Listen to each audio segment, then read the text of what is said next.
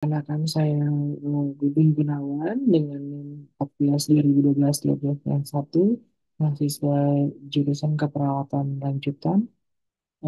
Dengan saya di sini akan menjelaskan deskripsi yang telah saya lakukan penelitian itu mengenai hubungan keluarga dengan tempat minum obat pasien paru di wilayah kerja Puskesmas Kabupaten Garut di bawah bimbingan dari pembimbing satu Bu Asri Aprilia Rohan dan juga pembimbingnya Pak Yoga Ginanjar. Dan bab satu. Menurut SCTB, pada tahun 2022, angka kejadian TB sensitif obat di Puskesmas Lares sebanyak 125 orang, kasus TB MDR juga tinggi, dengan jumlah pasien terdapat 9 orang pasien MDR.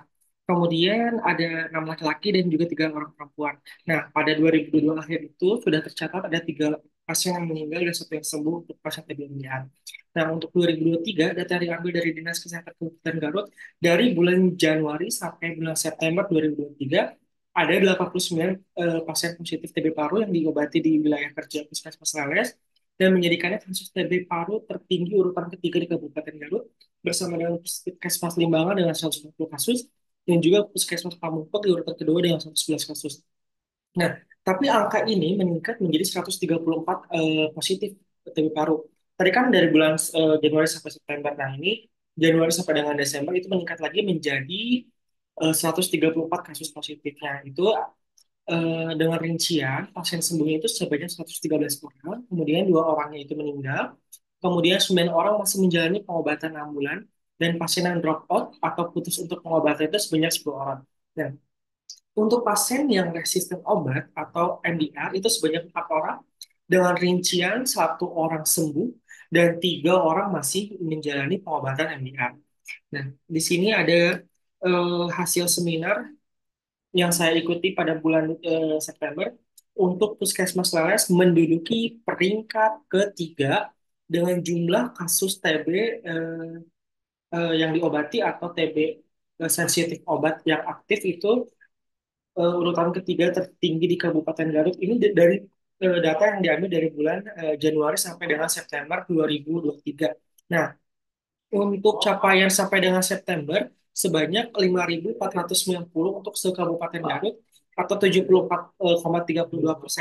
Nah, angka ini masih meningkat, mengingat itu kan dari bulan Januari sampai dengan September, menjadi untuk puskesmas itu sekitar jumlah terduga yang ditemukannya itu sekitar 1.005 pasien, kemudian eh, yang terdiagnosis klinisnya itu 19 orang, kemudian jumlah pasien TB sensitif obat yang sembuh dan pengobatan lengkap itu sebanyak 113 orang.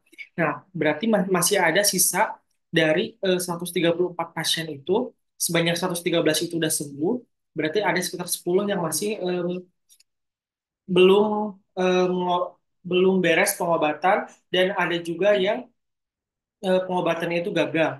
Kemudian berarti jumlah terduga sensitif obat yang memulai pengobatan itu sekitar 134 pasien TB aktif. Nah, penelitian dari jurnal Ihsan dan Elpizon tahun 2020 menyatakan peran keluarga sebagai PLO bagi pasien TB paru dalam mengawasi, memotivasi, memeriksa pemeriksaan ulang utuh dan memberikan edukasi kepada pasien TB akan membantu proses kesembuhan bagi pasien TB paru.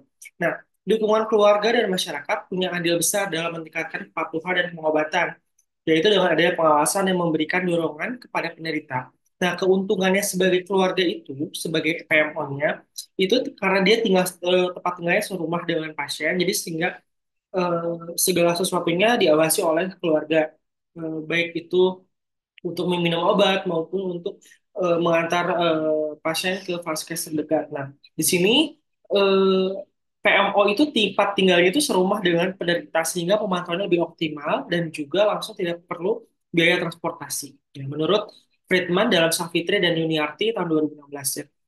Kemudian, ketertarikan peneliti itu adalah peneliti tertarik untuk meneliti hubungan dukungan keluarga dengan kepatuhan minum obat di wilayah kerja Puskesmas Leles Kabupaten Garut.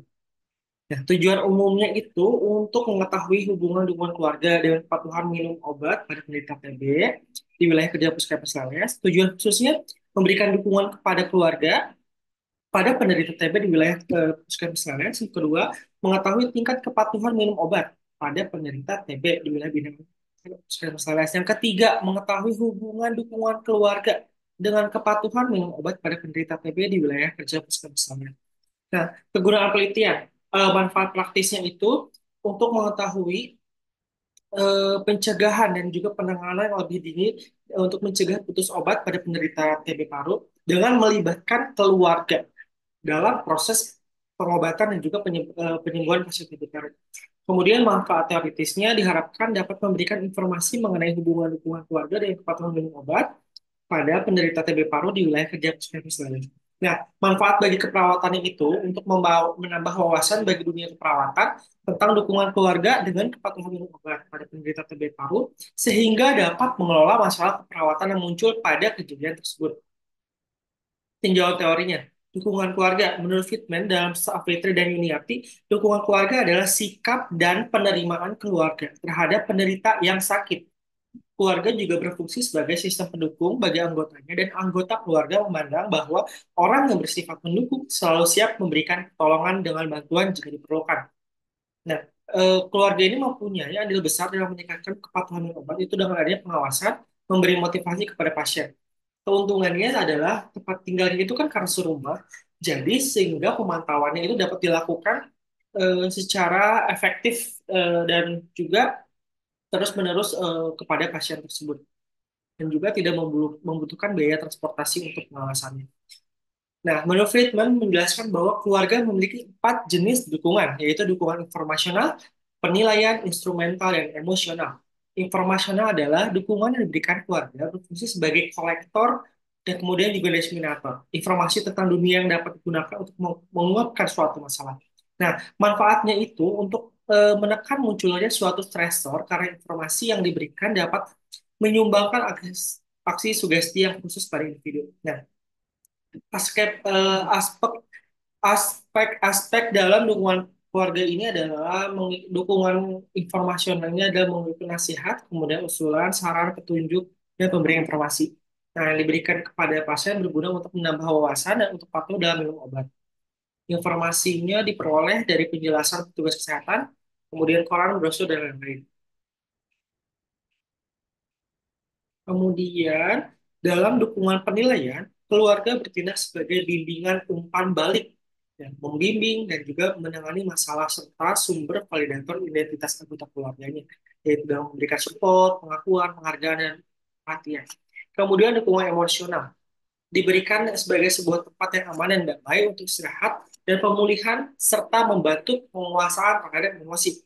Nah, ini itu menjamin nilai-nilai individu, baik pria atau maupun wanita, akan selalu terjaga kerahasiaan dan keingintahuan dari orang lain. Aspek dari kedukungan emosional ini meliputi dukungan yang diwujudkan dalam bentuk afeksi, adanya kepercayaan, perhatian, dan juga mendengarkan, saat itu juga kita didengarkan. Kemudian, dukungan instrumental adalah keluarga merupakan sumber pertolongan praktis dan konkret. Di antaranya adalah hal kebutuhan keuangan, makan, minum, dan istirahat. Jadi, keluarga sangat berpengaruh terhadap pasien dalam penyembuhan. Kemudian kepatuhan atau ketaatan adalah tingkat pasien dalam melaksanakan cara pengobatan dan perilaku yang disarankan oleh dokternya atau orang lain. Kemudian kepatuhan juga seharusnya adalah perluasan perilaku dan juga yang berhubungan dengan minum obat, mengikuti diet, mengubah gaya hidup, yaitu kepatuhan pasien sebagai sejauh mana perilaku pasien sesuai dengan ketentuan yang telah diberikan oleh petugas kesehatan.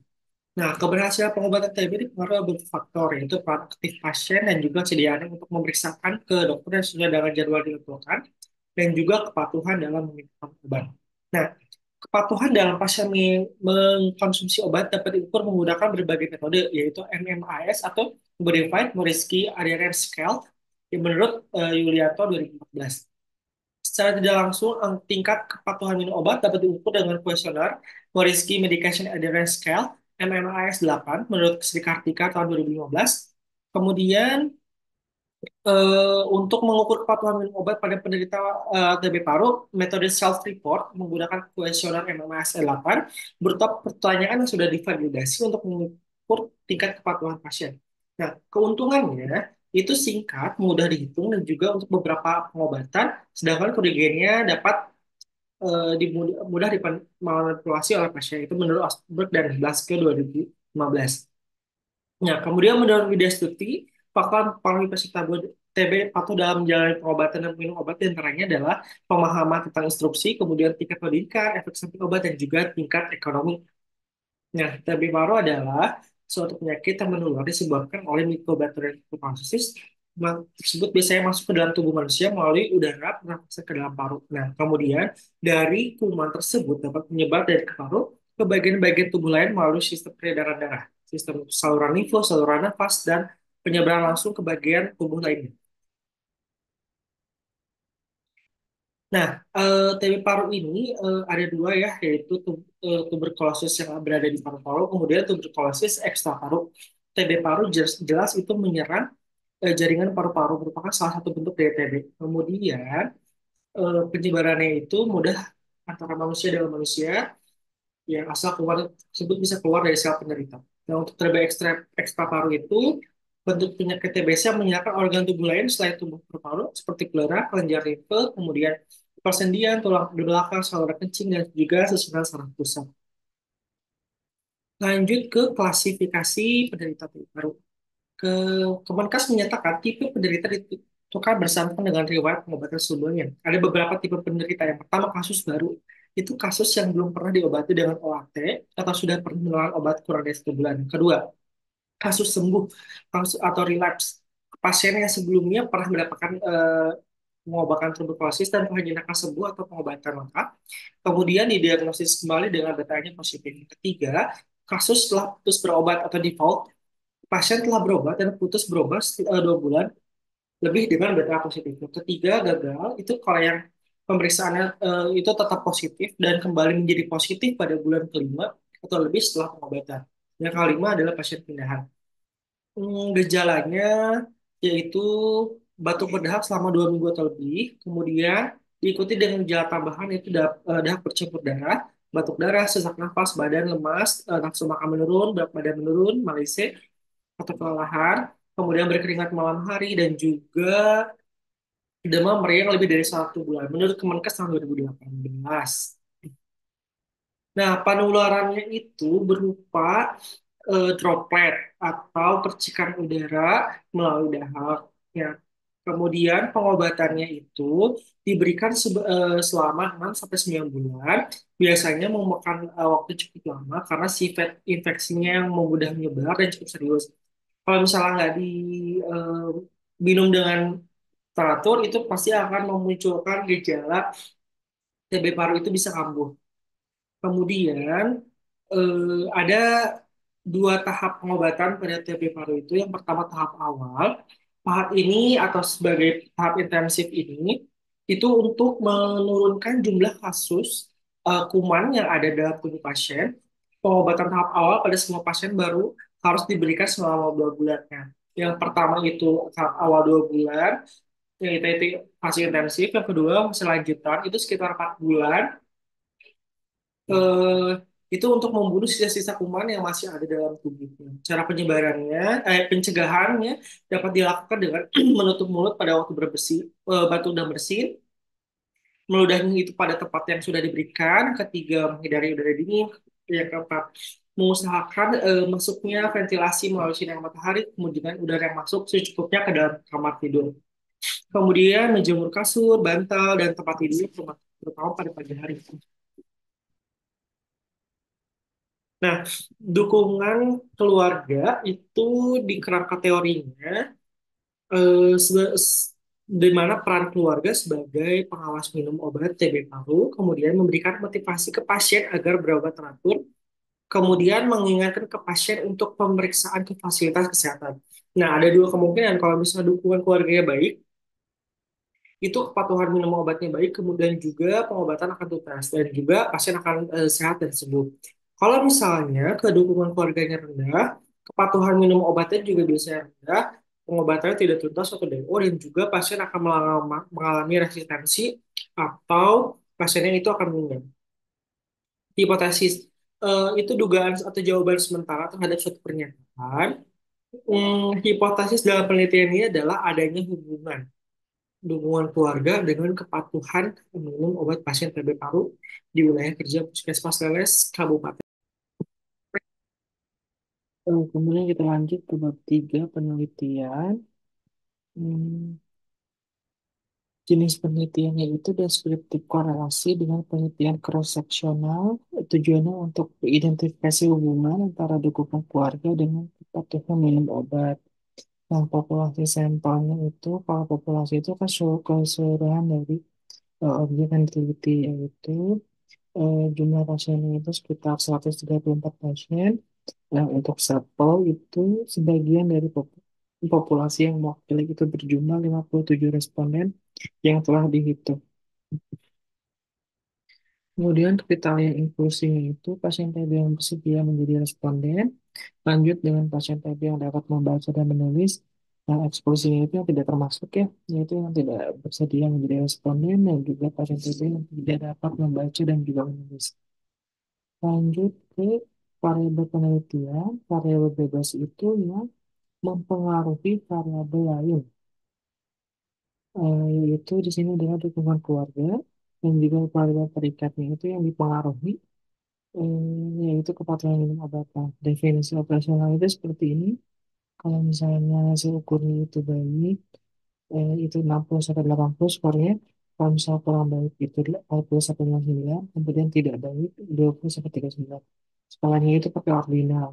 Kalau misalnya variabel dependen itu kan kepatuhan minum obat. Nah, itu ada 8 pertanyaan. Kalau patuh itu lebih dari 7 dan tidak patuh itu kurang dari 7 itu pakai skala ordinal. Kuesioner dukungan keluarga itu pakai 20 pertanyaan, itu modifikasi dari penelitian Muhammadiyah. Itu yang pertama ada dukungan informasional sebanyak 5 soal, penilaian sebanyak 5 soal, emosional sebanyak 5 soal, dan juga instrumental atau tambahan itu 5 soal. Itu jadi totalnya 20. Itu scoringnya pertama kalau misalnya menggunakan skala Likert dengan hasil kalau misalnya salah sering itu skornya 4, kemudian sering itu skornya 3, kadang-kadang skornya 2, dan juga tidak pernah diberikan skor 1. Nah, pengkategoriannya itu di lingkungan keluarga baik jika misalnya skornya 60 sampai 80, kalau misalnya kurang baik itu 40 sampai 59, dan keluarga tidak baik itu 20 sampai 39. Kemudian questionnaire inputnya ini seperti ini, ada 20 pertanyaan. Karena menggunakan skala Likert itu kadang-kadang tidak pernah sering juga sangat sering. Ya, ada 20 pertanyaan. Lanjut ke instrumen penelitiannya, yaitu kuesioner lainnya menggunakan kepatuhan minum obat. Kuesioner kepatuhan minum obat itu skornya itu kan ada 8 ya. Menggunakan eh, pertanyaan itu jawabannya dengan ya dan tidak. Ada 8. Kalau misalnya patuh itu di lebih dari 7, kalau kurang dan tidak patuh itu berarti kurang dari 7. Teknik pengumpulan datanya itu membagikan kuesioner kepada pasien, kemudian pengadaan datanya itu editing, coding, tabulating, entry, dan juga cleaning. Analisa datanya untuk unvariabel itu dilakukan tiap variabel dari tiap penelitian. Nah, yang pertama itu kan ada dukungan keluarga ya. Ini variabel itu adalah dukungan keluarga pada TB. Nah, seperti yang sudah dijelaskan sebelumnya, itu pertanyaannya berjumlah 20 item. Kemudian lanjut ke kepatuhan minum obat. Instrumen yang digunakan kepatuhan minum obat adalah modifikasi dari instrumen Morisky Medication Adherence Scale MMS 8. Yang ini ada 8 pertanyaan. Nah, kategori ini itu jawabannya iya sama tidak. Kalau misalnya soal nomor pertanyaan positifnya itu kan diberi skornya 1 ya. Dan yang tidak itu ada skornya 0. Nah, itu kategorinya itu patuh kalau lebih dari 7 dan juga tidak patuh kurang dari 7. Kemudian bivariat itu analisanya itu dilakukan menguji dua variabel yang berhubungan atau berkorelasi itu menurut Toto Atmojo 2012. Nah, di sini analisa datanya digunakan di variabelnya adalah analisa hubungan dukungan keluarga dengan kepatuhan minum obat pasien TB paru di wilayah pekerja puskesmas Leles. Nah, itu peneliti menggunakan uji chi-square, yaitu menguji korelasi dua variabel, di mana salah satu variabelnya adalah variabel nominal dan fokusnya seperti berikut. Kemudian uji validitasnya untuk menguji kuesioner dukungan keluarga dan kepatuhan minum obat. Nah, penelitiannya itu kan dilakukan di Puskesmas Kadungora karena memang jumlah pasien dan juga karakteristik dari masyarakat tersebut hampir sama dengan puskesmas saya. Jadi saya memutuskan untuk melakukan validitas di Puskesmas Kadungora. Nah, kemudian kalau misalnya itu valid ketika R hitung lebih dari R tabel, kalau misalnya R hitung kurang dari R tabel, maka dapat diambil kesimpulan bahwa kuesioner tersebut menyatakan tidak valid. Kemudian validitasnya itu dilakukan sebanyak 20 kuesioner. Nah, ini karena udah diuji validitas di Puskesmas Kadungora, itu nilainya itu di atas dari 0,44 setelah menggunakan SPSS. Nah, seperti ini ya.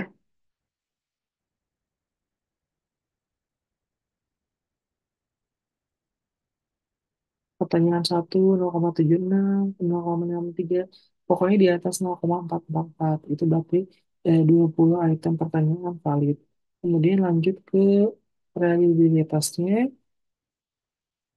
eh, dan juga validitasnya kan tadi di dukungan keluarga. Sekarang ke kepatuhan minum obatnya juga 20 pertanyaan itu valid. Itu hitungnya itu lebih dari R tabel sehingga nyatakan valid atau di atas 0,44. Nah, menurut Sugiono, uji reliabilitas menguji sejauh mana hasil pengukuran menggunakan objek yang sama, maka menghasilkan data yang sama. Nah, uji reliabilitasnya untuk mengetahui sejauh mana hasil pengukuran terhadap konsistensi. Karena kan tadi juga disebutin kalau misalnya eh, sejauh mana pengukuran ini dengan objek yang sama itu menghasilkan data yang sama. Tinggi rendahnya itu dinyatakan dengan koefisien reliabilitas berkisar antara 0 sampai 1.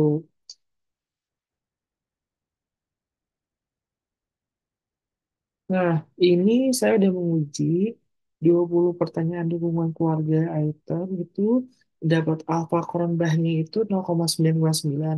Itu kan di mana batas normalnya itu 0,81. Nah, berarti pertanyaan tersebut adalah reliable gitu. Kemudian lanjut ke kepatuhan ya. Tadi kan dukungan keluarga saya kepatuhan itu nilainya 0,921 yang berarti di atas 0,81. Berarti kuesioner tersebut dinyatakan sangat reliable. Rancangan analisa datanya, kemudian etika penelitiannya, kita hak untuk menjadi ikut dan tidak menjadi responden, kemudian lembar persetujuan, anonimity dan juga kerahasiaan.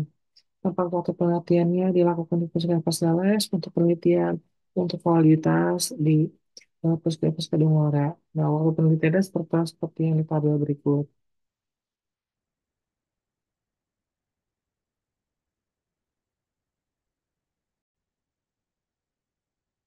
Kemudian hasil dan pembahasan itu di bab 4 dan 5. Ini kegiatan yang telah saya lakukan, membagikan kuesioner kepada pasien TB. Jadi langsung ketika saya kunjungan maupun juga dengan posyandu maupun juga posyandu dan juga puskesmas klinik, saya membagikan kuesioner ke pasien TB dan juga mewawancari pasien tersebut. Kemudian analisa multivariabel, karakteristik responden, ada data demografinya, seperti seperti yang tertera di eh, presentasi berikut.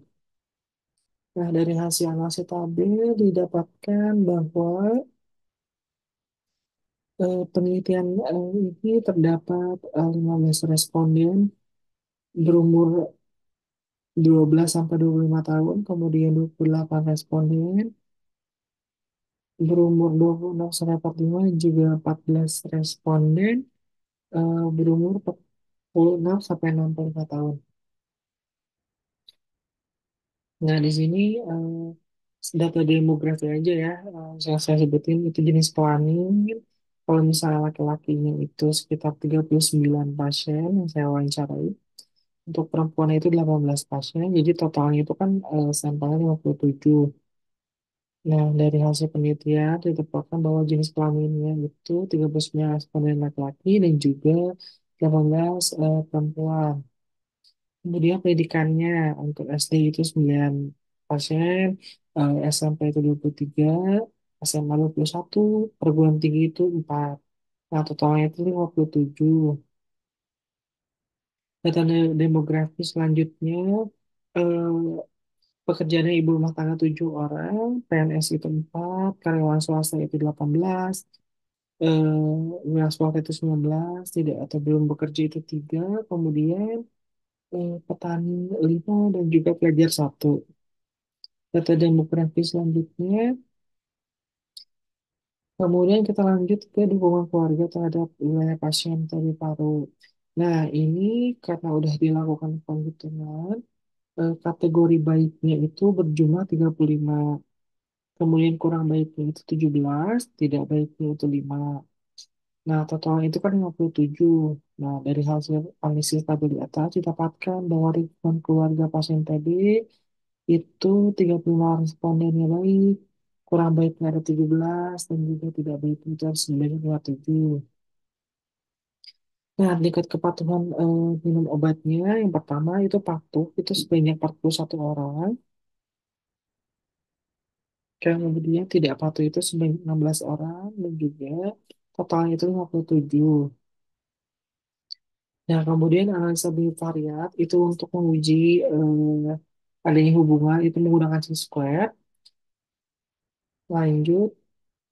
Nah, di sini setelah dilakukan perhitungan data, kemudian pengumpulan data, terus penghitungan data, dan juga pengolahan data menggunakan SPSS, itu bahwa keluarga baiknya itu yang patuh sebanyak 35, yang tidak patuh itu sebanyak 0.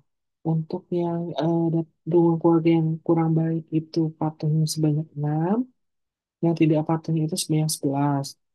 Yang tidak baiknya itu, dua keluarga yang tidak baiknya itu yang patuhnya 0, yang tidak patuhnya itu 5. Nah, dari hasil analisis hubungan antara dukungan keluarga dengan kepatuhan minum obat pasien TB paru, itu dinyatakan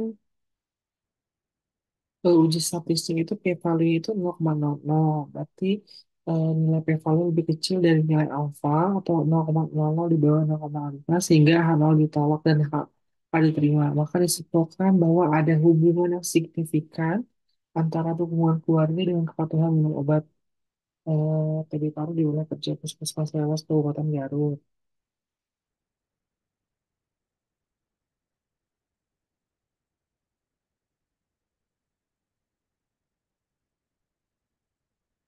Nah, pembahasan pertama aspek dukungan keluarga. Dari hasil penelitian ini didapatkan bahwa dukungan keluarga pada pasien TB paru itu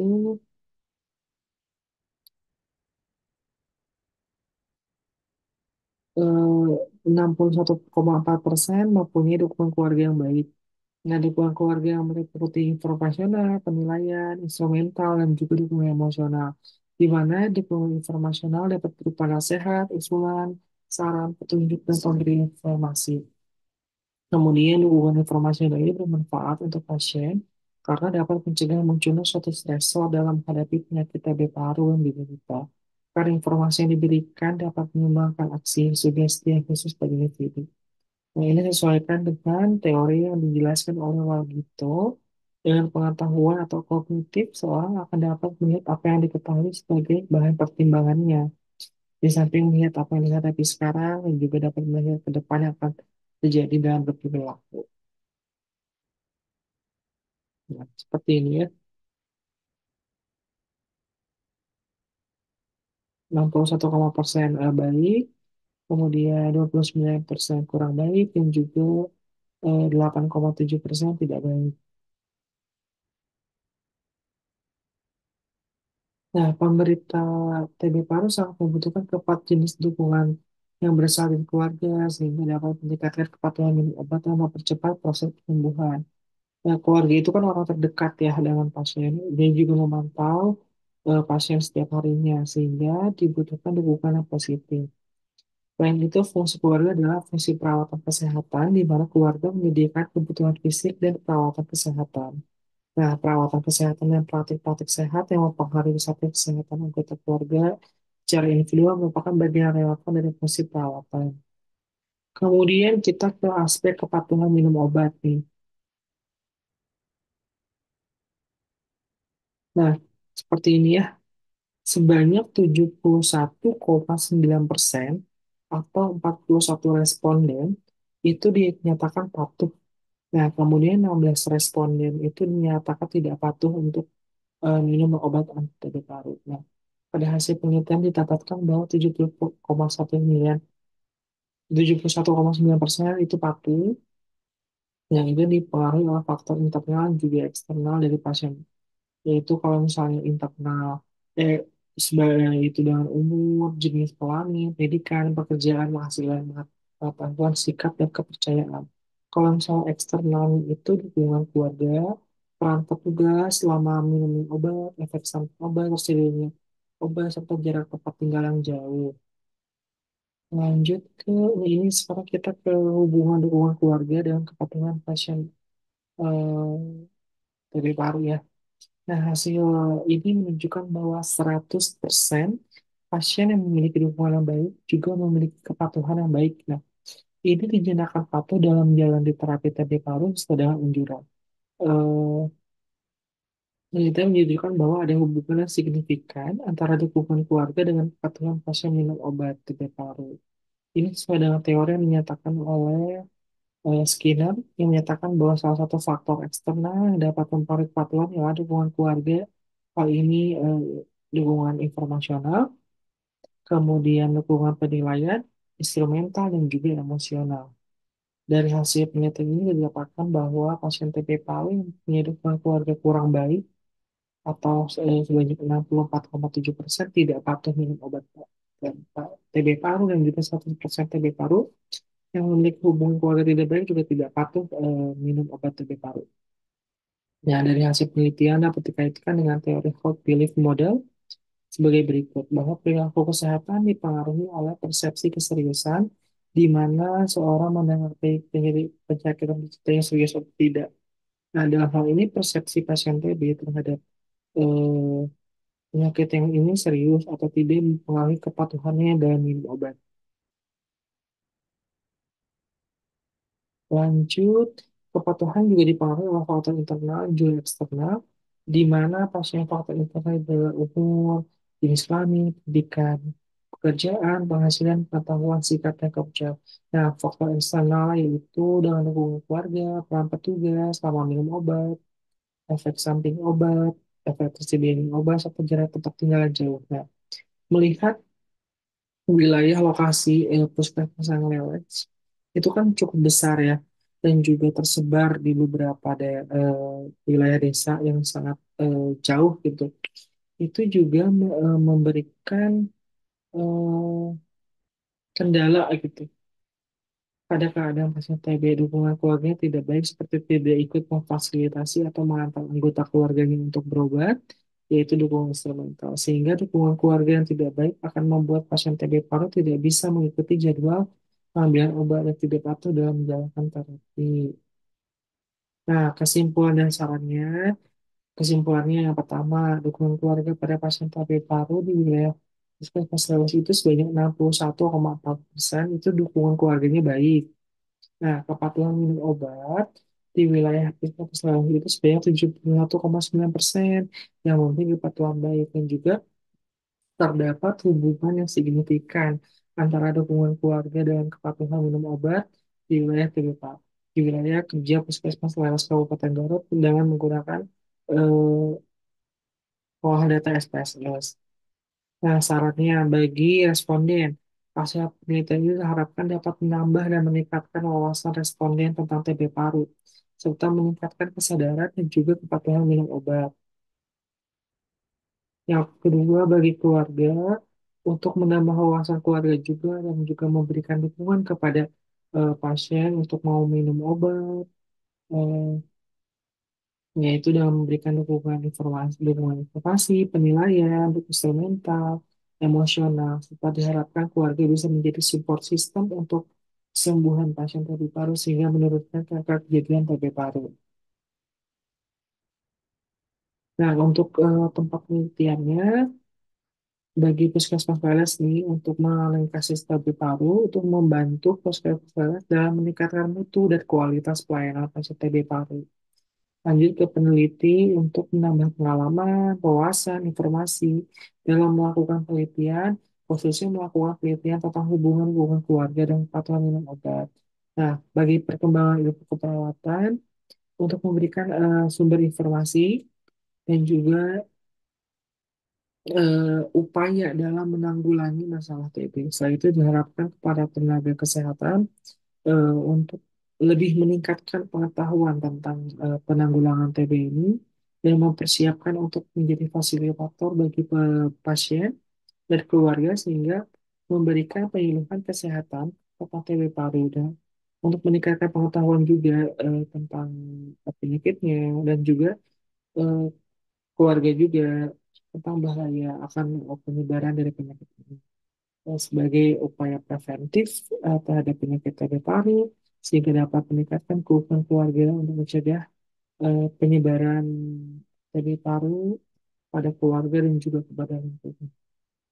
Terima kasih dari saya, Bubun Gunawan. Wassalamualaikum warahmatullahi wabarakatuh.